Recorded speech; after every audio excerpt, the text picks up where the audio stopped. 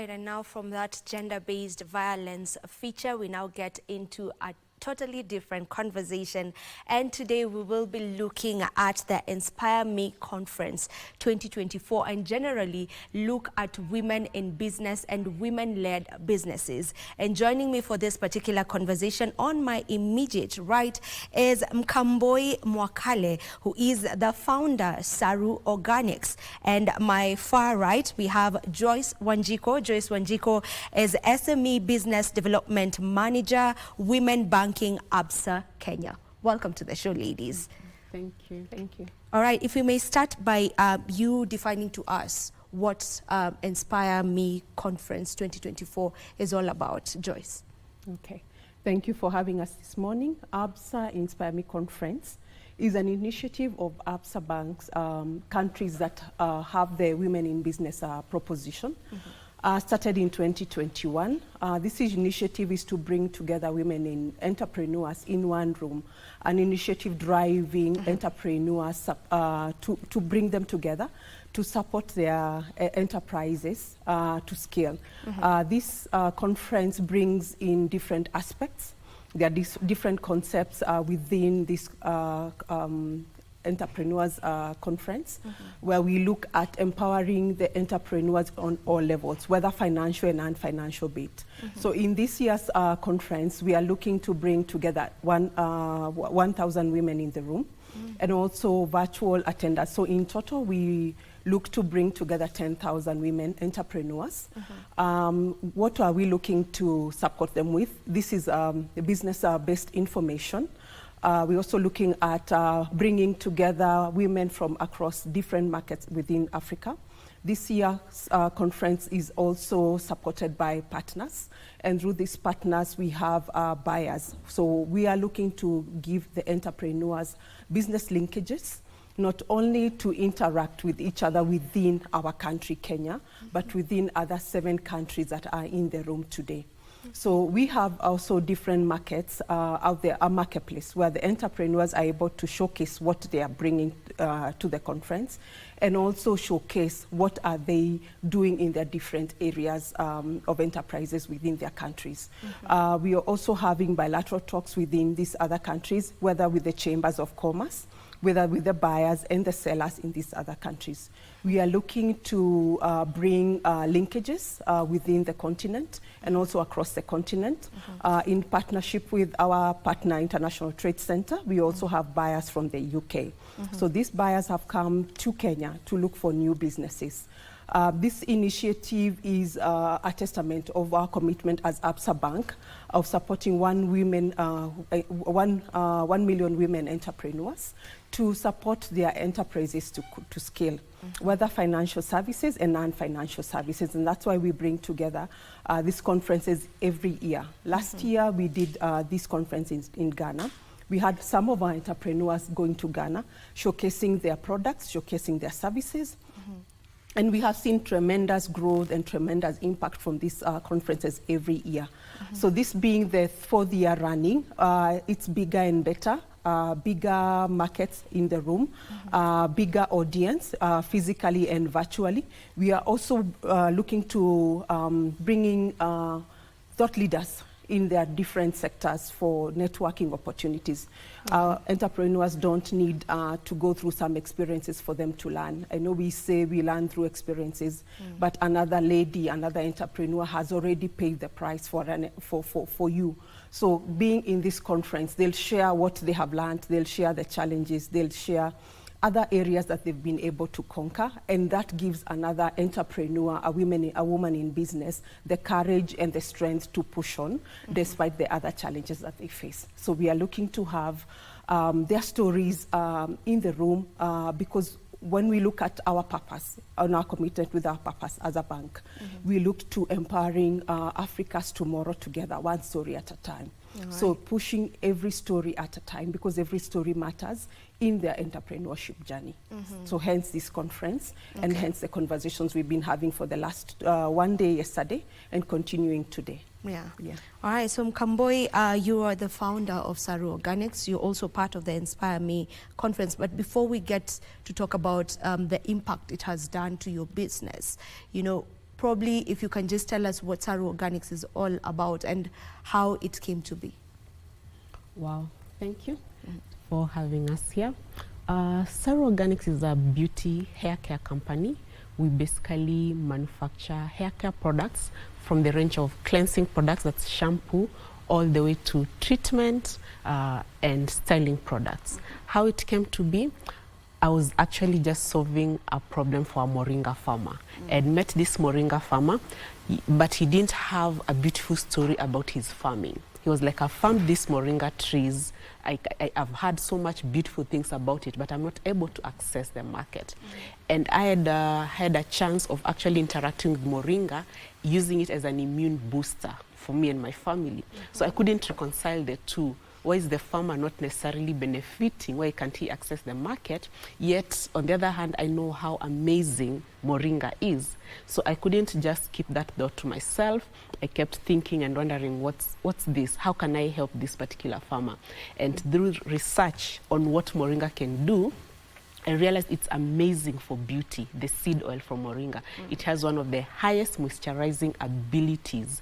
And you know, women, we are talking of dry scalp, dry skin, dry this. And I was like, this is something, if I can harness its potential benefits, then I would be able to solve this farmer's problem. And that's how Saru Organics came to be. All right. Maybe what's the most rewarding aspect for you, you know, being an entrepreneur? Solving a problem.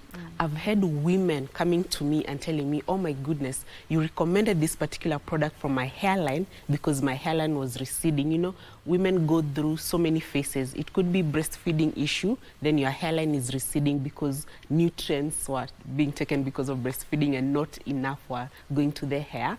We also have hormonal imbalance issues, bringing again bald patches on the hair.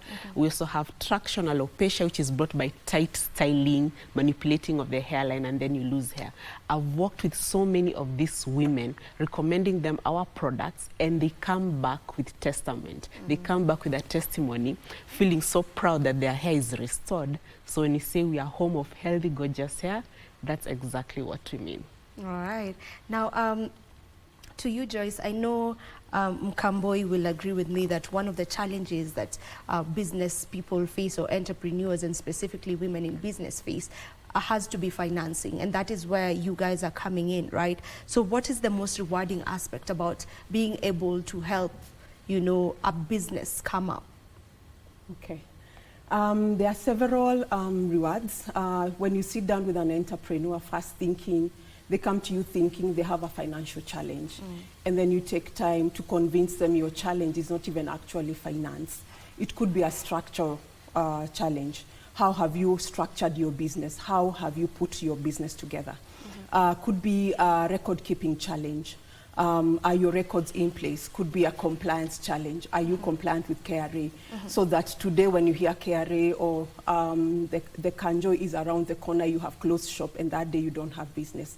So those conversations are deeper than financing. So we tend to look at the business holistically and understand the challenges that the entrepreneur is facing before we even solution the customer for financial need. So when you sit down with that entrepreneur and you understand their business from the level they are, and you walk with them that journey, you see them growing from a small enterprise that did not have structures in place, did not have records in place, did not even have the full employees in place, that you'll find the entrepreneur is the usher, is a receptionist, is a delivery man, is doing everything, and at the end of the day, they tend to be exhausted. That's why you find most of the challenges they go through is exhaustion. So when you work with that entrepreneur and you're able to enlighten them and bring them together in different forums, and they're able to share challenges, you find that they have grown from a small enterprise. They have been able to put their records together. They are compliant. We help them understand the importance of keeping the records and also being compliant. We don't have to run away from the authorities. It's for their business, because if you need to scale your business, you need to be compliant. Before the banks look at your structures, before the banks look at your records, for them to be comfortable to lend to you their finances, because this is shareholders' money. You need to have all those things in place. So when you work with an entrepreneur, that journey, and you're able to see them scale and analyze their business and understand their businesses in the way that you're looking at it from our side. And they appreciate the advices we work with, because we are advisors. And you look at their different strategies that they have been put in place, from maybe a small enterprise to a big enterprise, from a startup now to a grown business, from the likes of Saru, when you see at the ideation level, and you're able to support, and you see their products in the market. I think that's the best reward, that when you walk to a supermarket and you find that product and you know, this is my customer.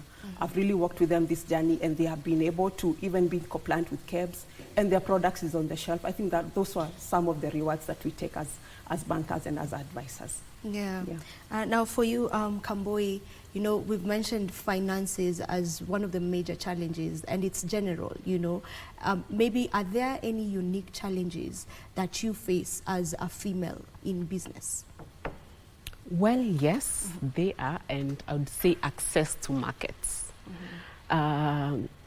It's easier when you're beginning and you're just selling to your small circle of friends and small circle of family, because you're probably using WhatsApp, Facebook, social media. But a time comes when you need to grow, because you know that kind of selling will only keep you that small. So when you want to scale, when you want to access the big market, when you want to be a household name, now that's a challenge specifically for women, because we are also in a position where most buyers, most decision makers in some of these big retail chains and all that, they're still viewing you as a woman in business, a small business, and so they're not giving you that attention that you deserve compared to a male counterpart in business. You know, we are still being looked at as, let's see what they can do, you know. So they're not taking you as seriously as they would another male counterpart in business. So yes, access to markets, especially when you're trying to break the ceiling, when you want to access the modern retail trade. Yes, that's a unique challenge I've experienced. All right. Joyce, for someone who's watching us right now, maybe there's a lady who's watching us and they have this business idea, they've been wanting to get into it, but you know, they don't know where to start, mainly because of their finances. So how do you go about financing businesses? What does one need to have in place before they come to you for financing?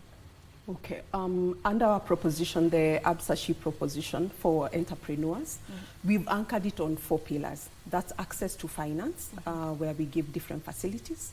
We have access to information, access to markets, which is a big challenge, as she mentioned, and also access to mentorship and coaching. So for the small businesses, we understand they are at startup, at growth, at that ideation level. So even before we recommend the financing, we have different incubation programs that we run. So we'll take them through the different programs that will help them structure and help them be credit ready. There is a program we are currently running in partnership with Melanin Capital. This is a credit-ready program supported by Africa Guarantee Fund that helps the startups understand the requirements the banks look at. So we would be looking at how have you structured your business? How, what is your market like? Where is the demand? Because you're looking to get into a new market, but is it sustainable? Is it a one-off? What are the things that do you need a vehicle? So you will come to us asking for finance, but we'll ask you what is the money for? What is the purpose of the facility? From there on, you probably don't need that money. Maybe you need a credit understanding with a supplier that they're able to provide for you the raw materials, and then you pay at a certain time. So the trade facilities that we have, the trade services that we have. So we'll try and understand the customer's structure, documentation, and also look at your banking. And that's why I said record keeping. So we tend, as entrepreneurs, I know you tend to receive money and pay out immediately. So what we advise the entrepreneurs is, please pass that cash flow through a bank, through even if it's M-Pesa, because when you come to the bank, we'll be asking you, yes, you're asking for 1 million shillings, but how much is your monthly turnover? How much are you turning over every month? So if you're not putting those records together, if you're not pushing that money through M-Pesa or through a bank, then it becomes such a challenge for the bank to understand that you're asking for $1 million and your turnover is this much because there's no evidence. So we really recommend proper record keeping. We also look at the insurances, and we recommend for you to have an insurance cover, because you realize the entrepreneur, this is their lifeline. They've put their investment, they've really put their hard sweat onto that business. So if there is a fire, if there's a burglary, how do you tend to lose out everything? So we also recommend, have you covered your risk? So what are the risks within that enterprise that we need to mitigate for you to have a sustainable business? So in summary, we are looking at record keeping, and also in terms of mitigating the risks. Because we are not only looking to finance just a business for today, we are looking at financing that entrepreneurship for longer term and for a sustainable business to keep growing, and to help that entrepreneur understand it's not just a one-off, and their dependents looking at that enterprise, whether the banks, whether these other suppliers, because one business is supporting so many other families. So when you have that understanding, then you're able to mitigate all other risks and have the right financial solution for that customer. Yes. All right. Remember, we are looking at women in businesses and the Inspire Me conference, to be specific. That is the Inspire Me conference 2024. And when we come back after this commercial break, we will be looking much deeper into that and get to understand what other countries are involved in this particular conference. So right now, we head for a commercial break, then we come back in a bit.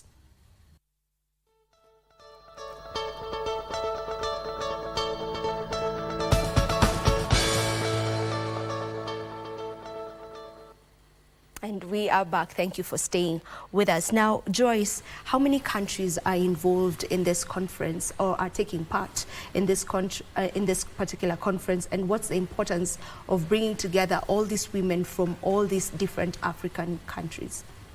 This year we have 10 countries coming in to Nairobi for the conference. As I mentioned, we are looking to reach over 10,000 women this year.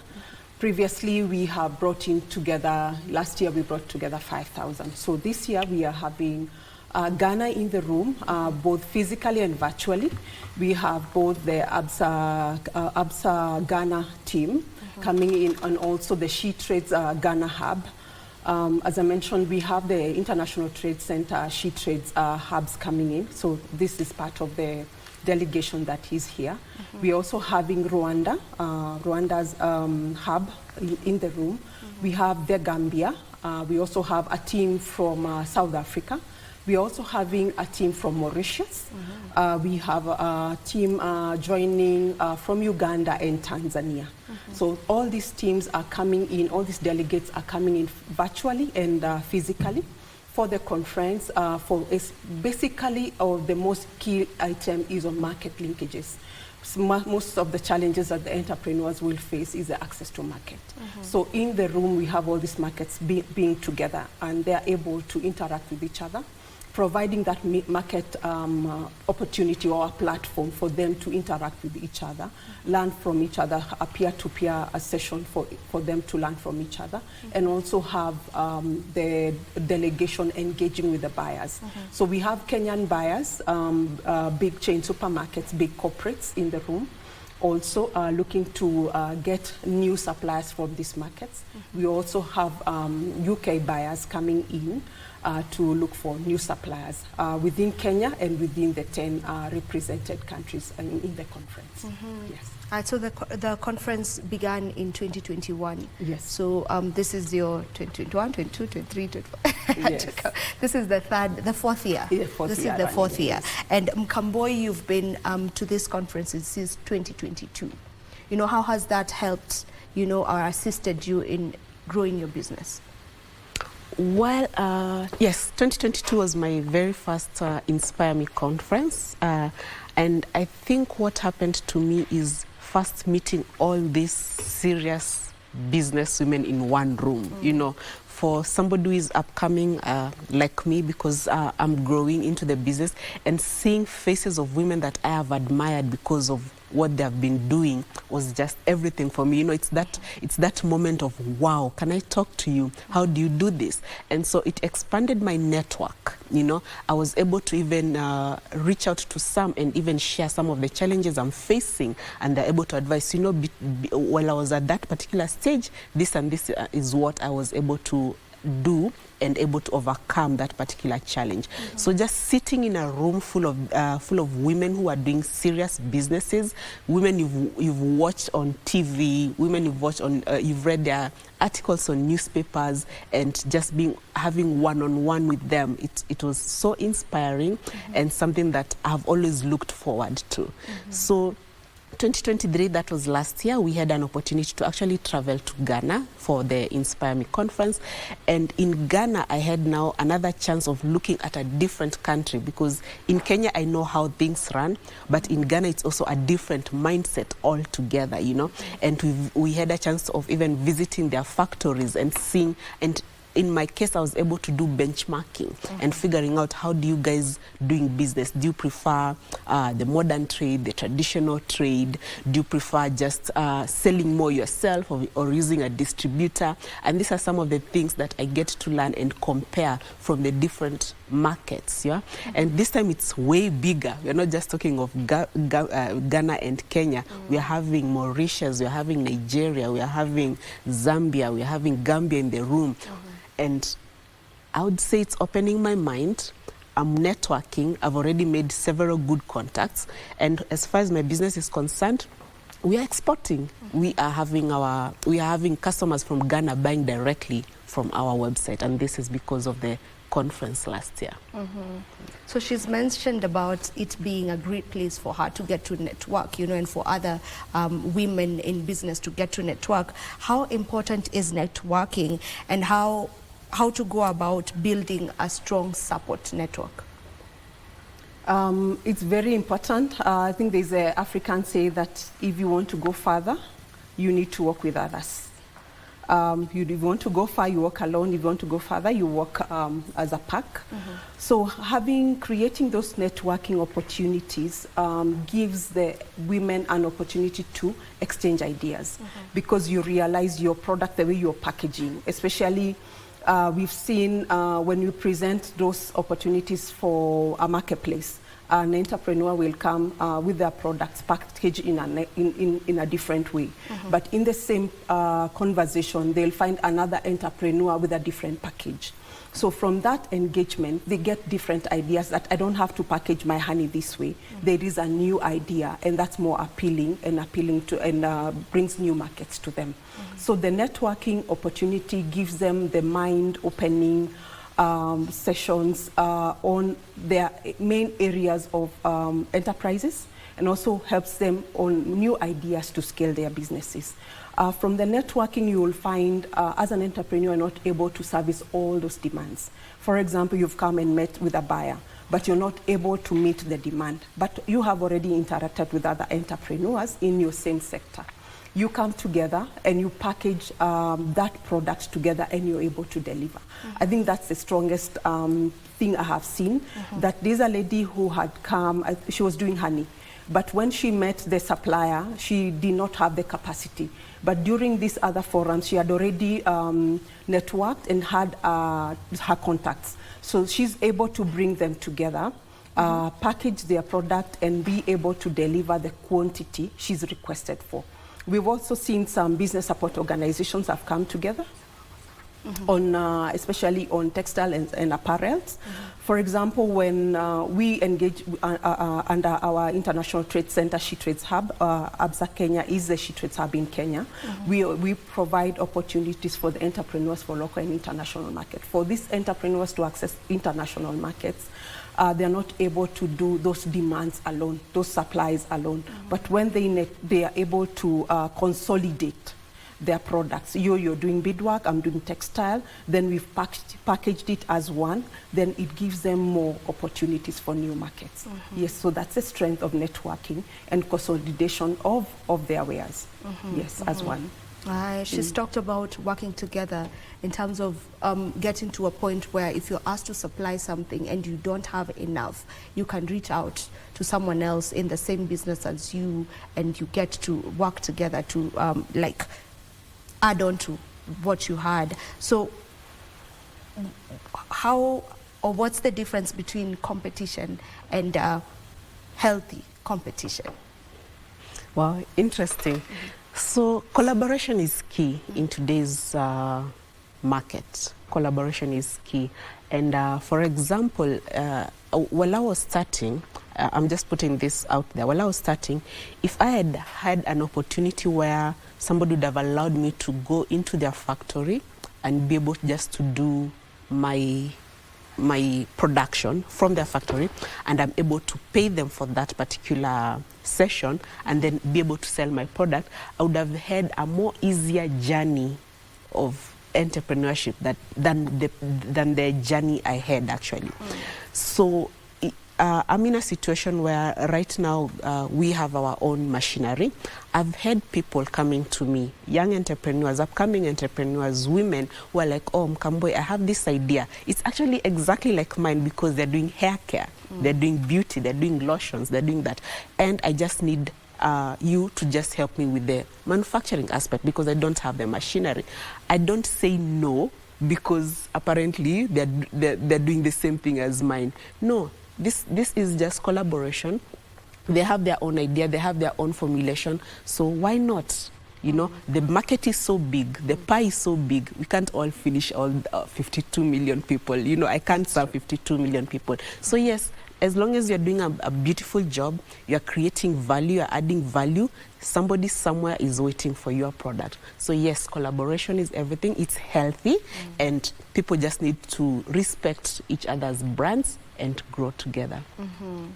So Joyce, maybe as we almost come to a close of this conversation, how do you go about picking who gets to attend? And is it open to every business, to every woman who's in business? The conference is open to all. We open it up to our customers and also non-customers. We also have different channels of mobilizing or doing the call for application. Mostly we do it through WhatsApp because you realize there are so many groups, women entrepreneurs, different chama groups. So we mobilize through that and also through our channel social media platforms. The main reason of bringing in an Absa customers is also for them to experience what we have at Absa, the offering we have at our proposition, our ship proposition.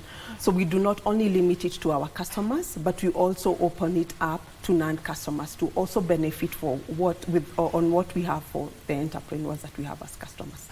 Earlier on, you also asked me about networking. You also find as entrepreneurs, they don't get time out of their businesses. So in such a conference, they find that opportunity to network with other women.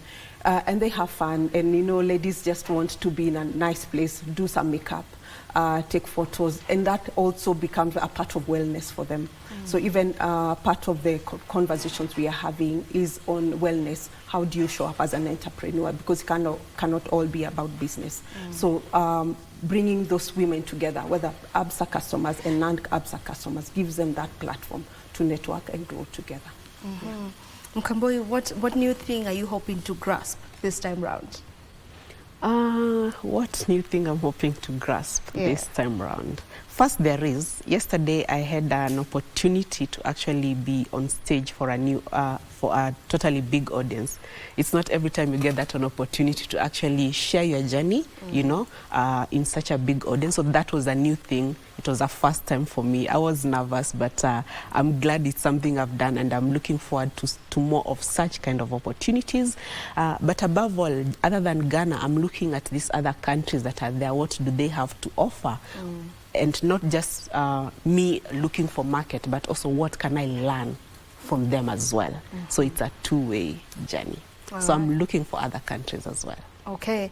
Joyce, you can mention where the conference is happening as you give us your parting shot. So this year we are holding the conference in Nairobi, Kenya. The conference is at Movenpick. We are running the program from 9 to 5 in the evening. We have different sessions happening throughout the day. Our guest speaker for today is CS for Trade, Honorable Miano. Talking about trade, we have different sessions, mainly talking how do women access the markets across Africa in terms of trade. We also have different different CEOs coming in, Association of Manufacturers. How do women manufacturers access these markets, and how do they access this information? We also have a session on wellness, both mentally, both physically, both as a business. How do you show up? How do you become a holistic? Because if you're not whole as an entrepreneur, then the business does not survive, because you realize most of the enterprises are sole traders. And even if they're not sole traders, the entrepreneur or the director is the key person in that business. So that conversation helps push that wellness and holistic view of an entrepreneur. We also look at how do you comply. We have KRA supporting the entrepreneurs with their registration. How do you register for the tax compliance? What are the things that they are looking for you to comply?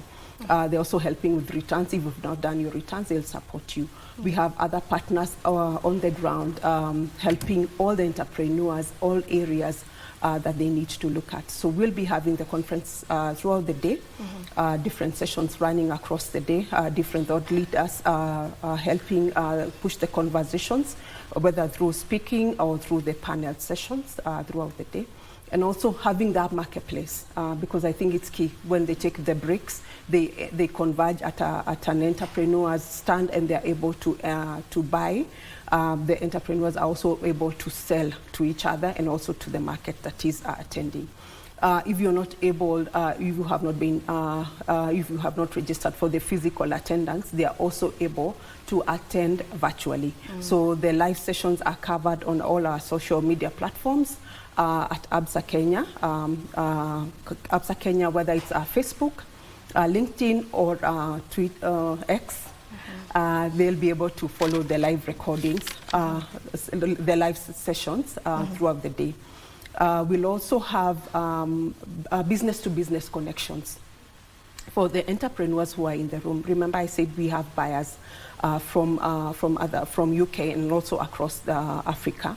So we have already match-made these entrepreneurs.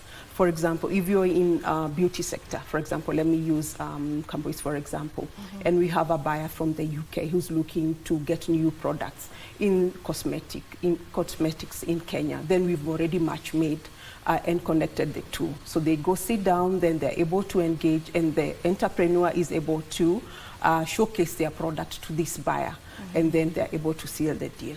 For example, if they are not able to seal the deal because it's a financial issue, then that's why we come in and support that conversation as a banking, as a financial institution.